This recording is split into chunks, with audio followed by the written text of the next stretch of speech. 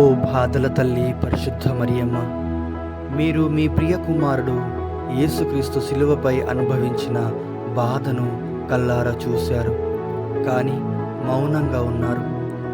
మీరు మీ హృదయంలో కలిగిన దుఃఖం వలన కన్నీరు కార్చారు, కానీ దేవునిపైన నమ్మకాన్ని విడవలేదు.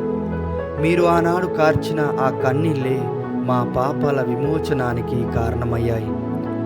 అమ్మా మరియ తల్లి, మా నిత్య జీవితంలో కూడా బాధలు, వేదనలు, రోదనలు, కష్టాలు వచ్చినప్పుడు స్థిరంగా ఉండే కృపను మాకు దయచేయండి.